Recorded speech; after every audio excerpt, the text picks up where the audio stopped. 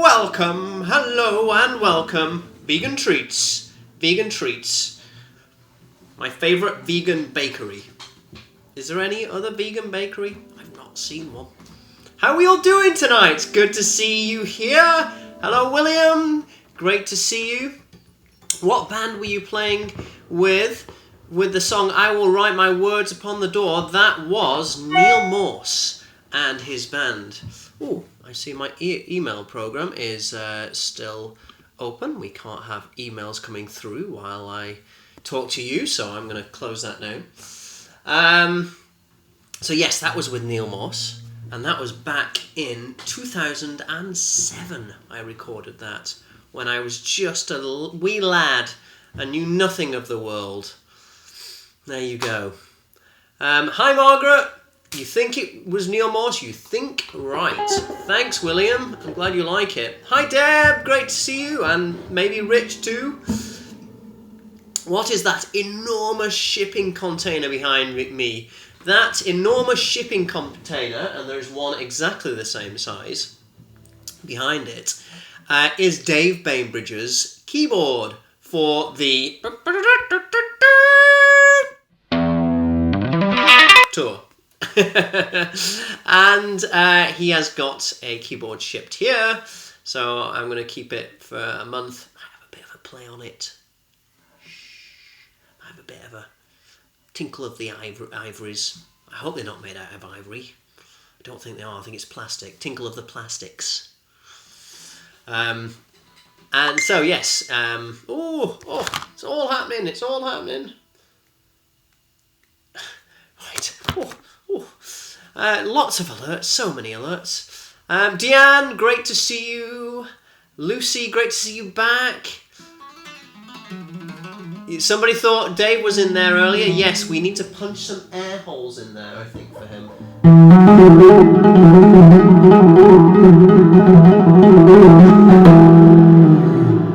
That is the sound of stereo reverb.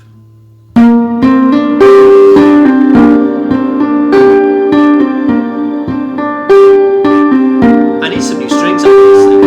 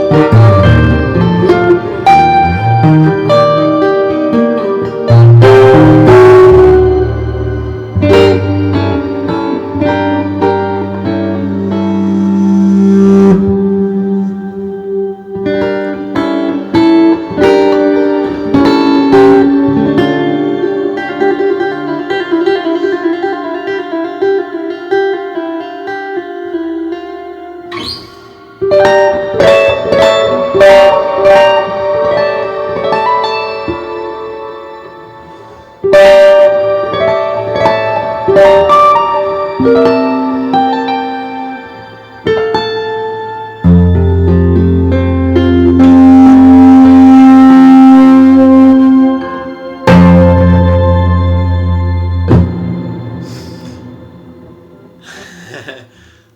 do love a good slinky joke. Absolutely, who doesn't? So that is a new piece I will be playing. I've played that for you before, but I'll be playing that on the coming tour. Oh, did I show you the poster? Dave, Paul's, Lance. No one's got that thing with flashing lights, have they? I can't even remember what it's called. Epilepsy. I hope not. Excellent adventure. So,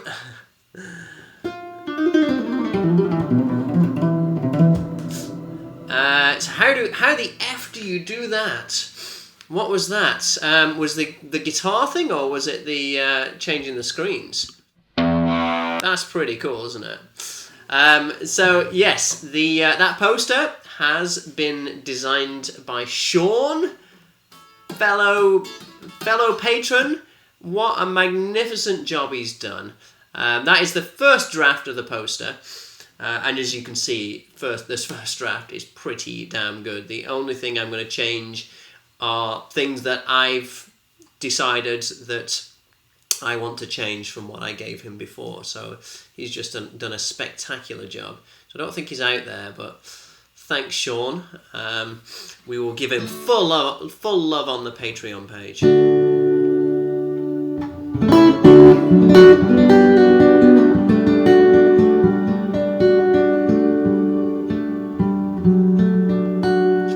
Is it going to go on any merch? Absolutely, it's going to go on merch. We are going to have a Dave and Paul shirt, which will feature us in our little hot air balloon. And we are going to also be travelling on our tour. We were going to rent a van, but instead we're renting a hot air balloon.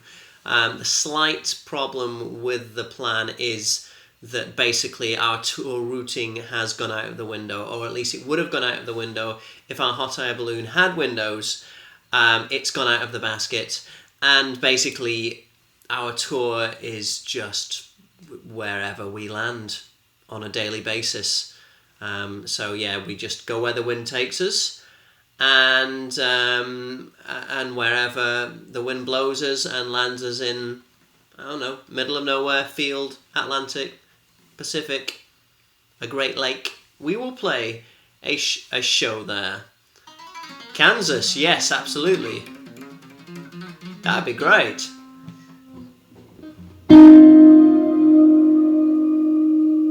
We could land on the football field behind your house. We absolutely could.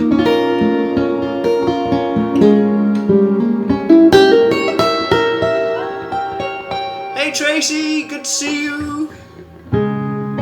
Oh, we have 16 people watching. I better play something, or talk or something, rather than just noodle. 16 people.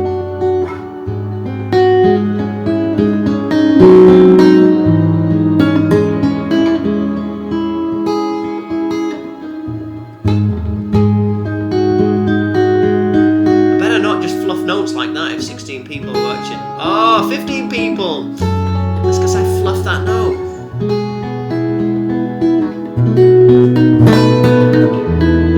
Hey Jerry! I was really surprised how well Bumblefoot sings. Yes, he is a great singer.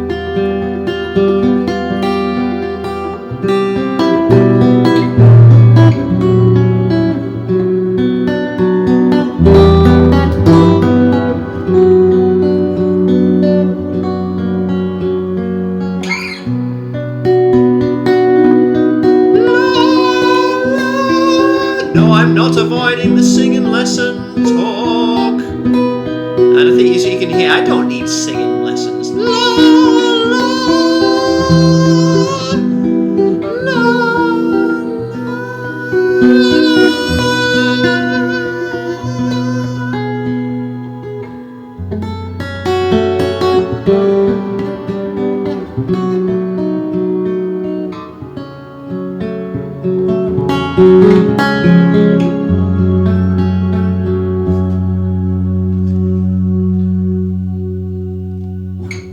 I'm going to stop playing and actually do some talking and answer some of your questions, because that's why we're here.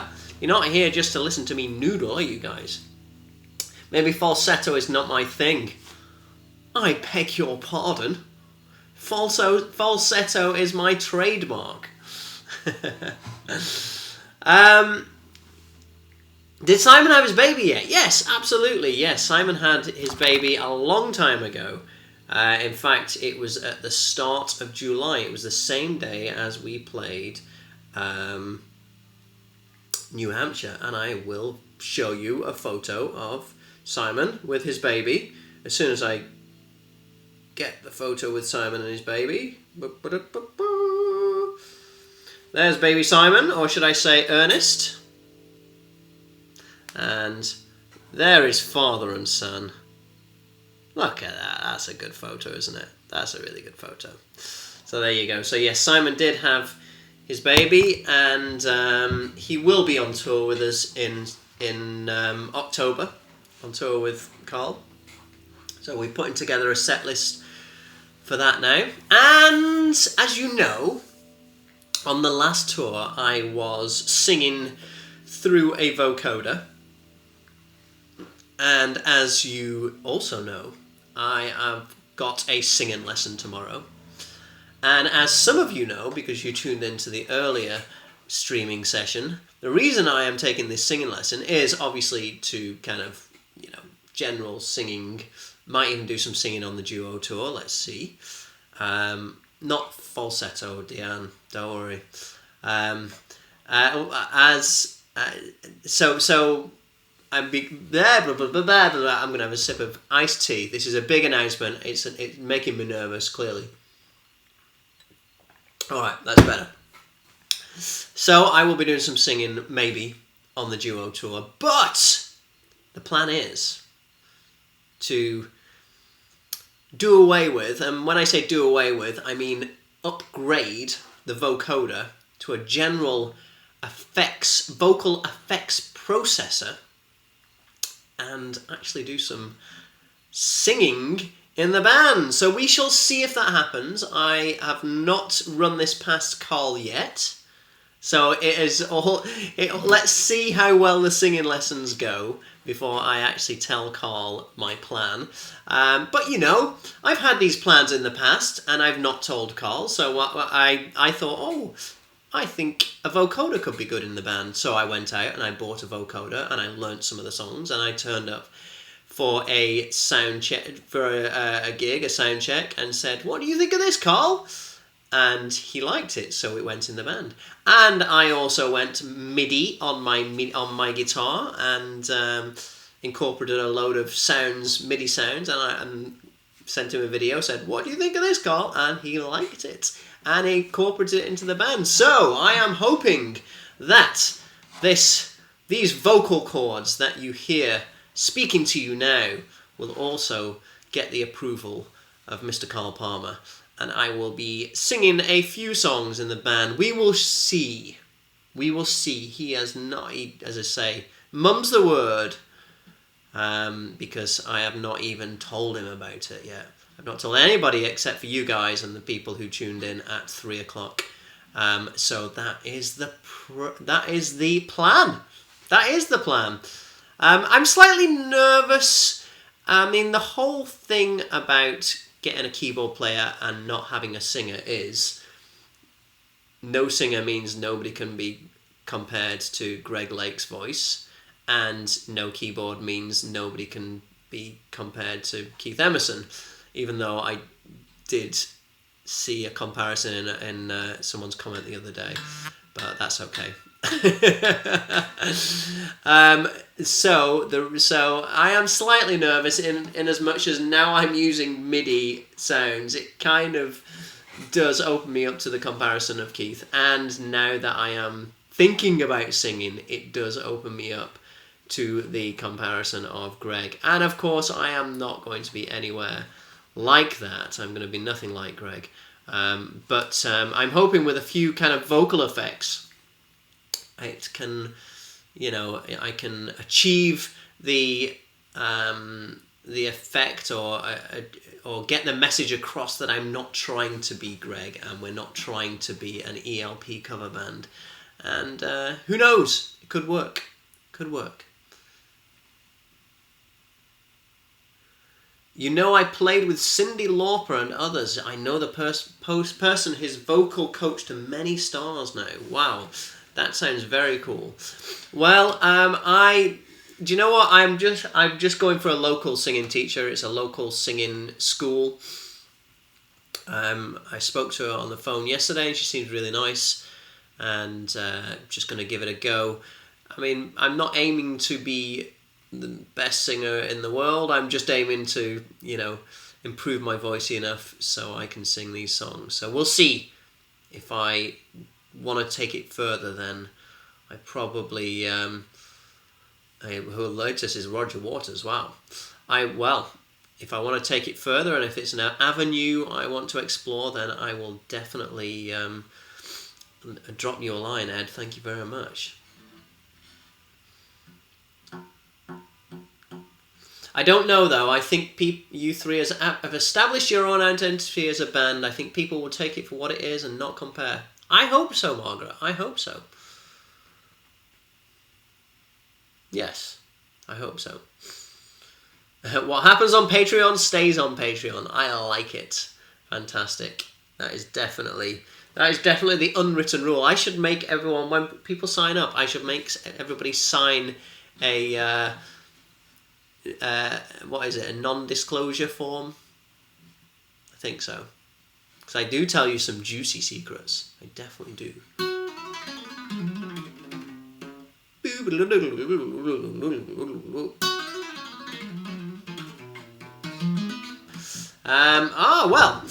So what else is new? Well, me and Dave are going on tour.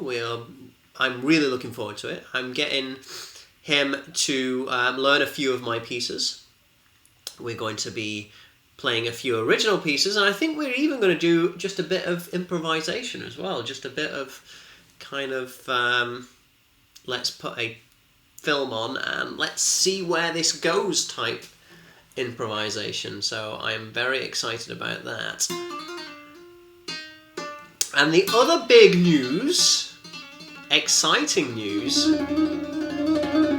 is Hofner, who makes this guitar, which I love, and I'm really excited about the fact that it's really opened up a lot of sonic possibilities. This is a late 90s guitar, so it's old. It's old, almost as old as me. No, it's nowhere near as old as me. They brought out a model, the same model in the 2000s, and I just snagged one on eBay for an unbelievable steal. And the difference is it's wooden hardware. So you see how this is brass, and this bit here is brass, and these are brass. I mean, not that matters there, but basically this saddle is makes a big difference to the sound. And now this guitar is very bright sounding. If I play, just acoustically,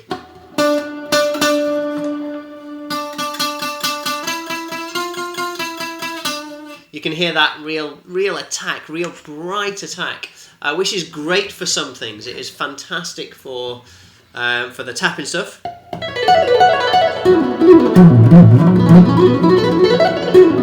Because you get a real nice metallic attack. But it's not so great for other things, such as picking stuff and all of that stuff. It just is a bit too bright.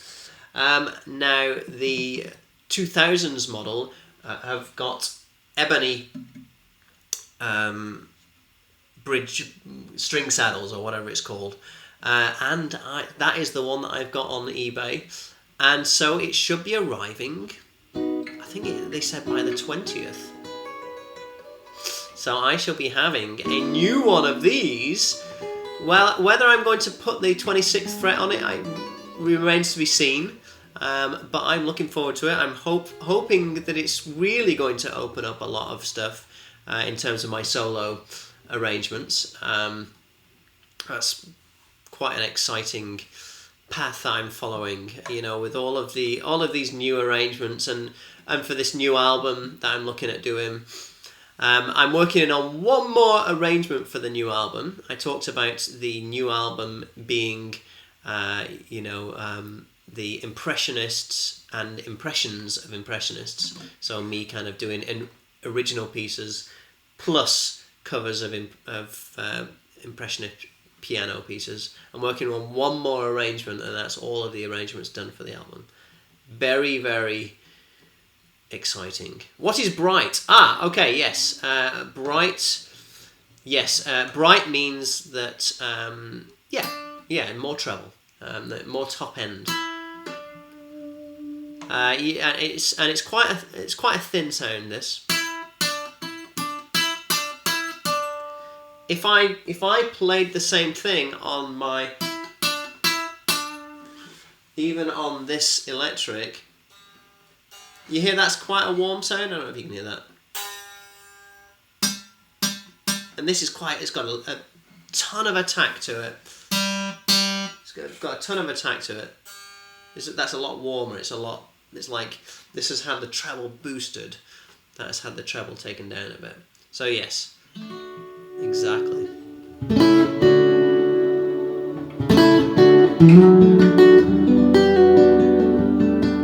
Next thing you know, you'll have a guitar tech on the road. How cool would that be? A guitar tech that could just add a 26th fret, or 25th fret, should I say, to my guitar just in between gigs. That'd be very cool.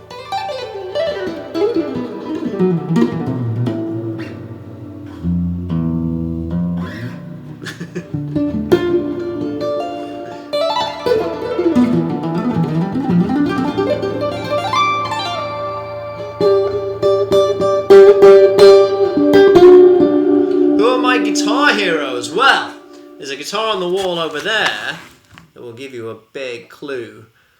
That is my Eddie Van Halen. It's not even a signature. It's just somebody in Brighton, when I used to live in Brighton, just did it as a bit of a project and then sold it me for hardly anything at all. So you can buy one made by Fender that's worth tens of thousands. That was worth tens. So yeah, Eddie Van Halen is a huge hero of mine. Who else? I listen to a lot of guitarists. My main heroes are piano players. My favourite piano player was a guy called George Cifra. Now, George Cifra was he was a classical virtuoso, but as a child he used to play in circuses, and the circus would get him to, or people in the audience would get him to improvise on whatever themes they shouted out. So he would shout, they'd shout out, "God Save the Queen" or something.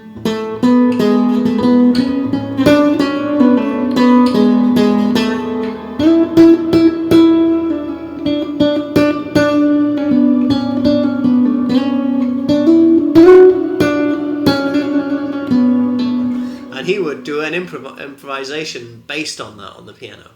And he carried that later in life. He carried that kind of improvisational technique over to his classical playing. So he did classical music, but a lot of it was kind of free and flowing and quite circusy, quite showy, and so he's one of my favorite musicians, or was. So yeah. He was my crush in high school, not George Cifra, surely. Eddie Van Halen. That's a good crush, Lucy. That's a very good crush. Yes, absolutely. None of this boy band material.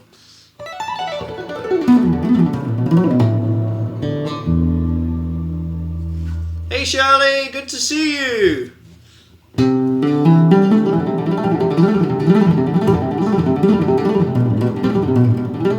Yeah, Rory Gallagher, absolutely, yeah, he's great. I mean, I had a lot of people I really liked. Another guy is playing tomorrow, very close to me.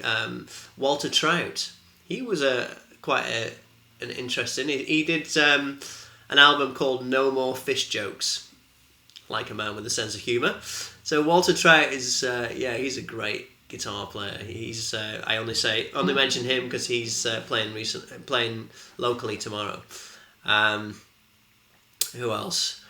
Oh, I went through everyone. So the reason I started playing guitar is Mark Knopfler from Dire Straits. Then I got onto Hendrix in a big way. All of the blues guys, Clapton, B.B. King, and then I discovered Eddie. And my world changed when I heard.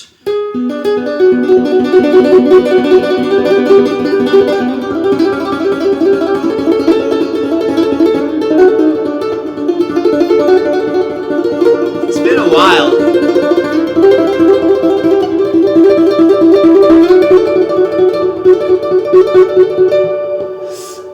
So yeah, my world changed when I heard Eruption.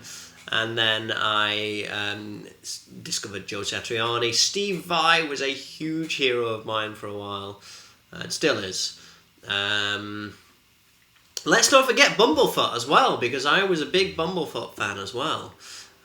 He, in guitar circles, he was kind of an underground person. If you knew about him, you were switched on. You were cool if you knew of Bumblefoot stuff, or Ron Thal as he was called then, because the reason he's called Bumblefoot is simply because that was his first album, The Adventures of Bumblefoot, and then for whatever reason people started calling him Bumblefoot because they thought it was his adventure. So there you go. Just as people will start calling me Paul and Dave because we're going on an excellent adventure, cue poster. Then the same thing happened. Yngwie, of course. Yngwie, absolutely. Yes, I was a huge Yngwie fan. Richie Blackmore, I kind of skipped Richie Blackmore, I must say. Because I heard Yngwie first, and Yngwie's a bit like Blackmore on steroids. So, not that either of them is better than the other, but in my teenage mind, Yngwie was playing really fast and furious and frantic, and so I kind of skipped Blackmore, which is a bit of a shame. I wish I'd done it in order. And then a lot of the jazz guys, Mike Stern, I really enjoyed his playing, Al Di Meola, John McLaughlin. So yeah, basically you name it, I've been a fan of theirs. And the thing that got me into tapping, I've talked about this before, but not all of you might have heard this, but the thing that got me into tapping was obviously Eddie with the simple.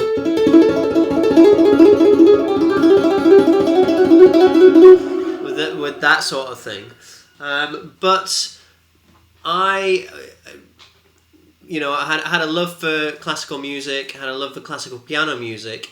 I had a housemate, and she was a classical pianist, and I saw her doing these. She wasn't, she was a really good musician. She wasn't like a super technical pianist. She didn't practice scales and all of that stuff. She was more about the music and the song.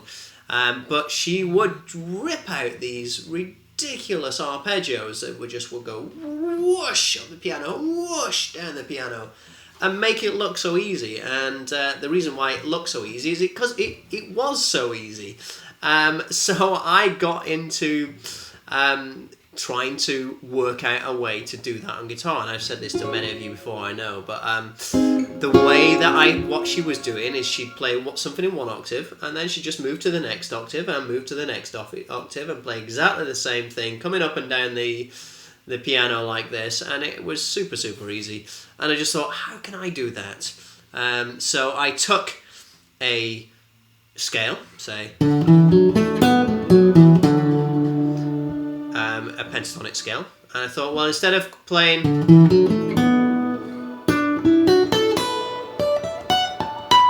difficult to play like that. What if I play it on one string and then move it up an octave just on another string, play another same thing on another string,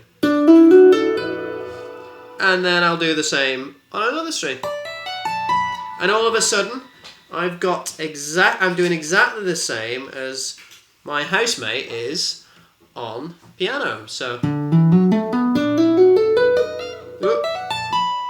and so that became that, and built my tapping technique around that idea. So everything I do tapping wise is usually based on that octave. There's a Chopin etude, the Chopin etude opus 10 number 8. An etude is a technical study, and it basically is it allows a musician, whatever instrument, Chopin obviously, pianists, to practice arpeggios or practice chromatic scales or practice chords or practice whatever the etude is focused upon. And number 8, opus 10, is focused on arpeggios. So I took that idea of this whole thing of playing the same arpeggio in different octaves, and I applied it to guitar, and so that was a great one to work on for that technique. And that's on my album.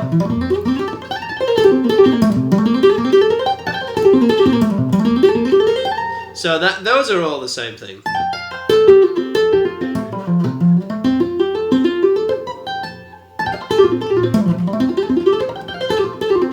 Same thing here. All the same thing. Not the same thing. Same thing. Same thing. Repeat. Etc. So there you go. So that is my approach to tapping. I don't even know why I got onto that. But I think somebody asked me something that made me think of that. How's my piano skills? My piano skills suck. I've always been one to focus my attention on one thing and try to get the absolute most out of it. So my one thing was the guitar. I took a few piano lessons. I've done a few.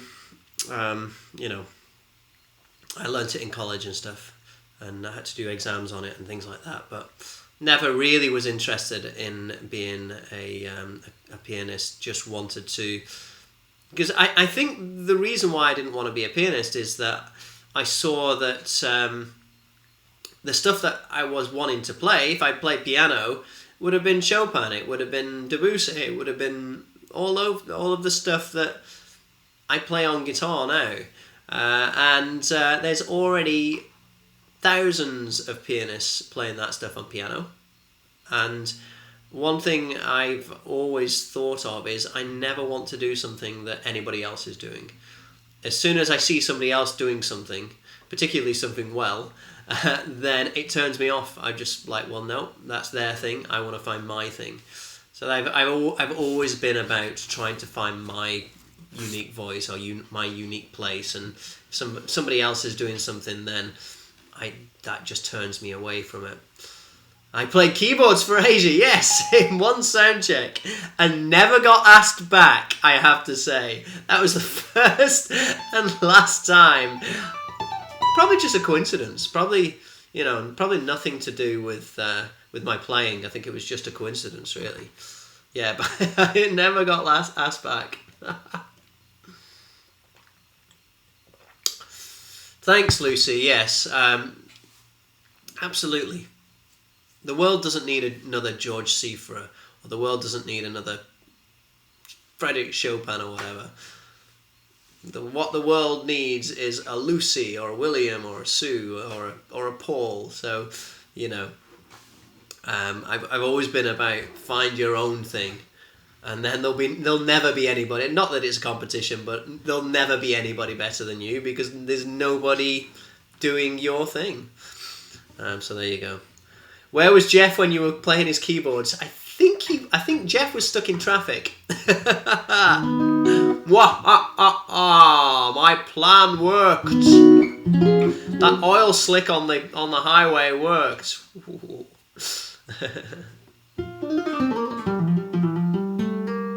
How cool is that? Being open to those new ideas. You can help you on the road to finding your own voice. Yeah, well, that's one thing. I mean, a lot of the players that I listen to, a lot of the players I talked about, Steve Vai, Eddie Van Halen, it's not so much I like them because they were really good at their instruments. And they are, of course. And Martin Knopfler as well. They are really good at their instruments. But the thing I really liked about them is they were so unique at their instruments. You hear Eddie play, and within a note or two, you can tell it's him. And particularly in the early days, he had such a unique voice on the instrument and a unique style as well. Nobody was doing the two-handed tapping thing. And then he did it on the first album, and then second album came around, and there was people copying it. And then what did he do? He took a nylon strung Spanish guitar and shredded it up on that, and then all of a sudden people were trying to do it on that. And then the next album he did something else, and he was constantly sounding more and more like himself and developing his own voice, and that was inspiring to me, to see someone so unique on their instrument, not somebody who's amazing on their instrument. I'm not interested in being the fastest alternate picker. I don't want to practice with a metronome and do all that stuff, because that's not helping me sound like myself. To me, music has always been art, and I think the most important thing in art is to be unique. It's the idea. That is certainly in modern art. It's the idea. So there you go. Oh, this took a fair portion of my brain and your time, and I'm glad. I think this was an interesting discussion. No skipping, Mr. B. What am I skipped? Shirley asked about Gary 3 times. Who's Gary?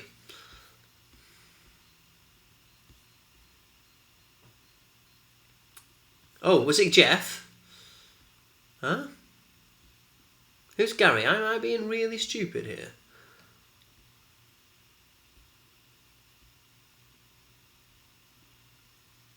I'm scrolling up to see what Shirley has been asking. Oh, Gary Hoey! Oh, oops. What did Shirley ask? How it went? Everyone's shouting Hoey at me. Hoey! Hoey! What was...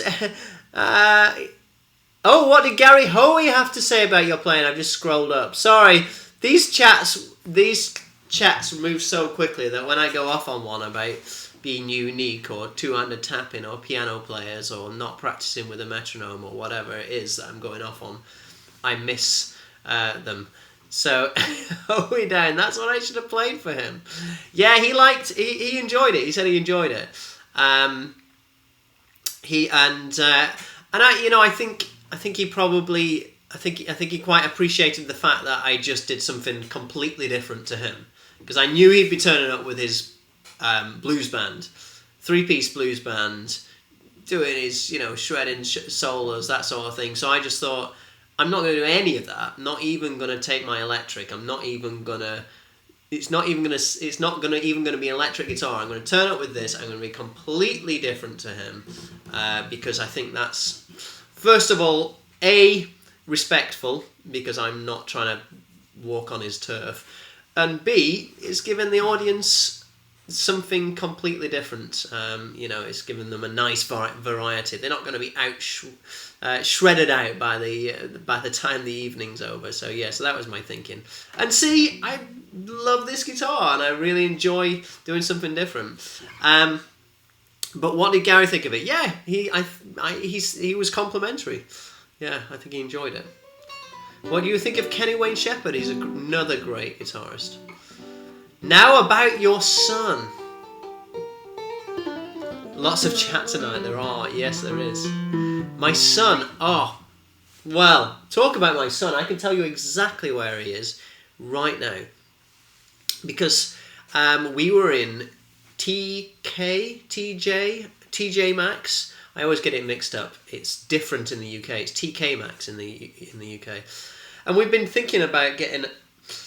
Because we've got a tiny house. Our house is less than 800 square feet. It's a tiny house. So the poor cats, they just don't have anywhere to run around. And the apartment we used to rent, we used to have the third floor plus the attic, and they could get up to the attic in a spiral staircase, and they could run around and get lots of exercise, and they used to love sitting on the spiral staircase. So we've been on the lookout for a cat tower. So we bought them a cat tower. We spotted one in TJ Maxx, and it's good, you know, when you buy something for your cat and they hate it, it's not a great thing, because you just think, oh, well, that was just a massive waste of money. But they love it so much, we've not seen them. They're just in this cat tower. They don't sleep with us. They don't sit with us when we're watching TV, and we've got it just in the corridor off of the living room, so they can kind of sit up the top and watch us watching TV and survey their kingdom, you know. So we've got them this big cat tree, and they absolutely love it. You need to build an outside space for them. That would be great. Yeah, they come out. Oh, the Korg box would be a great fun house for them. That's true. They do go outside. They go outside, I'd say, every day. But we don't let them outside. They're always it's always with us. They're always supervised. Like a little outdoor play run might be good.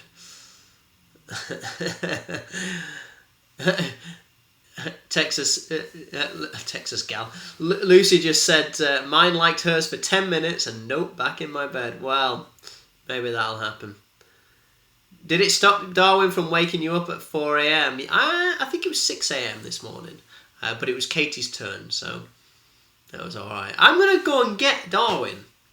Shall we say hello to Darwin? I'm gonna go and get him. I'm gonna leave you with this lovely looking poster for you to have a look at, and some Paganini, and I'm gonna get the main man. I'm gonna drag him off his tower, and I'm sure he'll love to say hi to you. I'll see you in a bit.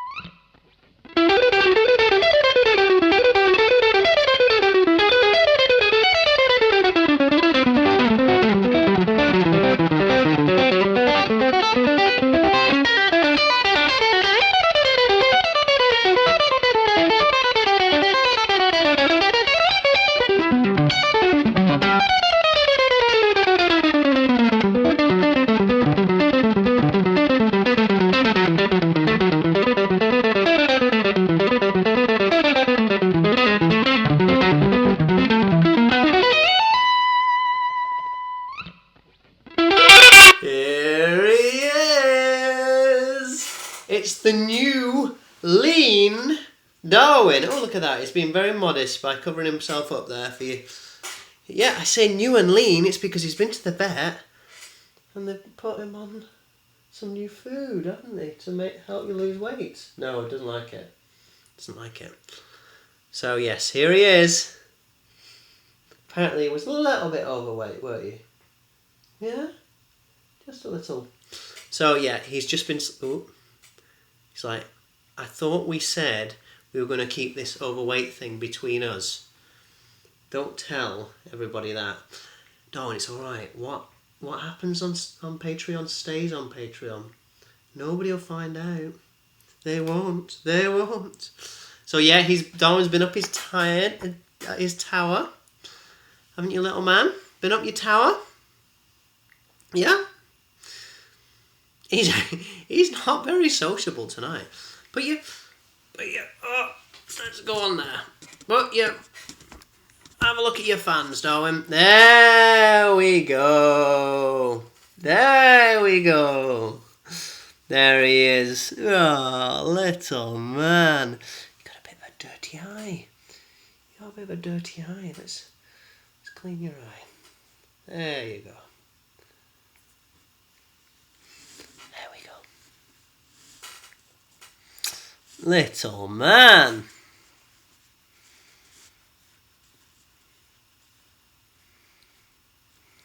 So it looks like he's typing. No, he's just rather be sleeping. He's got pretty eyes. Terry says she got pretty eyes. I mean, I don't know why I'm telling you this, because I know you can read yourself, but you got pretty eyes, Darwin. Hello, handsome. Margaret says hello, handsome. Ah, Deanne says you're cute. You're cute. You're not cute at 4 a.m, are you? No. Who's a good boy? That's true. He did not want to be bothered while relaxing in his tower, did you, little man? No. Looks like it picked the wrong week. Well, that was one of the reasons we got the tower, because when I was away on tour, Katie took Darwin and Emma to the vets, just for boosters and jabs and vaccinations and all of that stuff. And you can't see my head. They can't see my head. Sorry. There we go. So Katie took Darwin and Emma, and Darwin was how would we put it? Would you say a bad boy? I'm not so sure if he was a bad boy. He was just scared, and he was hissing at the vet and like swiping the air, so she couldn't get to him, and she had to put on like this big leather protective glove, didn't she? In order to give him his vaccination, and so when we took him the second time, he was all worried, but Daddy was there, so it was all fine the second time. And the vet was saying, "Oh well, clearly he just needed his daddy there." Katie did not like that at all. So when we got home, that was one of the things that later that day we got them that cat tower, just as a little treat for being so good. And it was a bit of a traumatic day, wasn't it, Darwin? So it was a little bit of a traumatic day for them. And the other thing that happened that day was that we had our carpet cleaned. They didn't like that either, so they had to be in the studio. Took refuge in the studio, didn't you, with your sister? So yeah, so that's what that was Darwin's day on whatever day it was, Monday, I think. And so you got a tower as a reward, didn't you? And you've not been out of that tower. I think he was like, "I'll show you. Send me to the vets, get the car." All right, little man, you want to get? I think he wants to get down. You want to get down? Go on then. There you go. So so we got them a bit of a treat. Right? Yeah. Oh, he's now going to explore Dave's keyboards, I think. So we'll see what happens there. It's quite expensive, that one, Darwin, so just don't knock it over. Thanks. Does Darwin still go up the ladder into the loft? He does, only supervised though, because it's quite a steep ladder, and we've got to just watch that he gets up okay. So yeah, but I must say this cat tree that we've got, It's in fact, let me show you a picture of it. He goes on the top, as you would imagine, and Emma goes on the bottom rung. This is the cat tree. Oh, let me show you a better picture. There we go. That's the cat tree. That's their usual spots now. That's Darwin at the top. Emma down the bottom.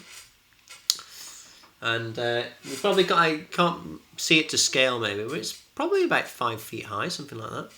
Has he mastered the theremin? Absolutely he's mastered the theremin. He puts me to shame on it, don't you, little man? Yeah? You put me to shame? You do? You do? Come on then. Do you want to say hello again?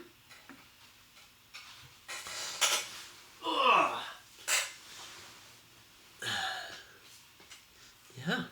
You've got smelly breath, little man. You've got cat breath, which I suppose is to be expected from a cat. Well, Darwin. Anything to say? Look at that. He's not happy. I'm just seeing how he looks in there. He does not look happy at all, does he? It's like, why did you wake me up from my tower? I want to be in my tower. Oh, there he goes. Unbelievable. How much does he weigh? I can't remember what it was. I think it might have been 16 pounds. I think it's 15 point something pounds. But he's a big boy. I mean, he's a big boned cat. So, you know, I don't feel like that's too insane. Does he still lick your face when you haven't shaved? Yes, he does. And I haven't shaved, so maybe he's just... It's this cat tower. It's just made him aloof. Alright, guys. Well, it was great to chat. It was great to see you. He's eyeing up the ladders, which makes me nervous because there's lots of stuff around the bottom of the ladders if he doesn't make it up. Oh, we should check out the Talking Kitty channel on YouTube. Wild plants and shoes for the... wild pants and shoes. I thought you said wild plants. Wild pants and shoes for the... But of course, Deb. Absolutely, that is the new me. The new wild pant and shoes me. What is the ultimate guitar you want? Well, you know what? I'm just happy with these. I'm happy with this one, and the other one hopefully will be I don't know if it'll be an improvement, but it'll be certainly another sonic possibility. So yeah, I really like these. Oh, he's getting on a table, which could fall.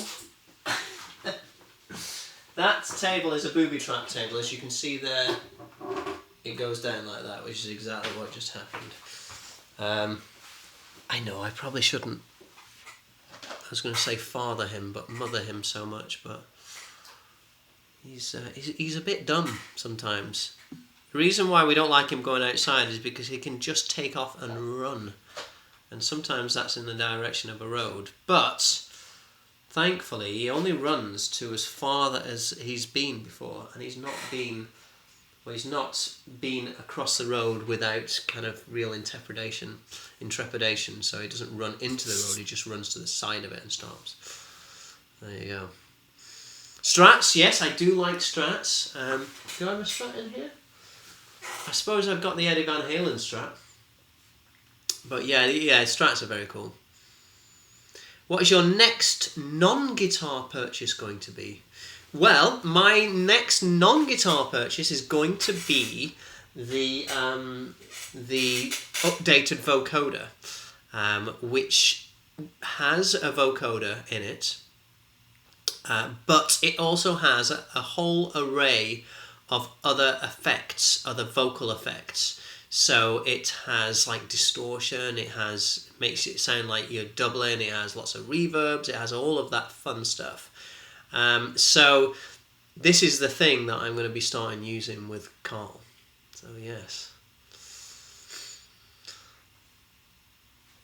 So that's it.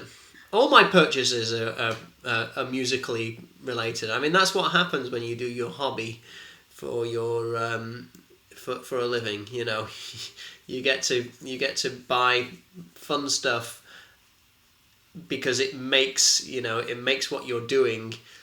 It adds so much to what you're doing. So add in the vocoder. I think that's going to be really good. That's going to be quite a good investment. I think I'm going to get a lot out of that. So we'll see. We'll see. Are you going to be able to put the green screen to good use soon? Yes. I need to crack out the green screen. You're absolutely right, Shirley. I need to crack that out. I have it in a box over there. I will get that up and running very soon. All right, guys. Thank you so much for joining me. This was fun. A nice chatty one.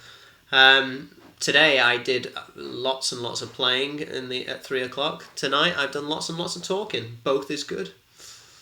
All right, guys. Well, thank you very much, Shirley. Great to see you. Margaret, Ed, Deb, and Rich.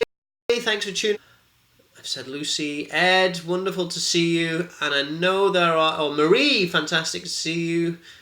I know there are a lot more of you. Deanne. Great to see you. Thanks so much for tuning in. It's been a lot of fun. I'm gonna play some. I'm gonna practice a little bit more. Work on this new arrangement. Emma's looking for her brother. Ah, she is. Yeah. I'm just saying. She's looking underneath the couch. Oh, did you hear that? Emma was looking for Darwin under the couch. Poor thing. All right, guys. Thanks so much.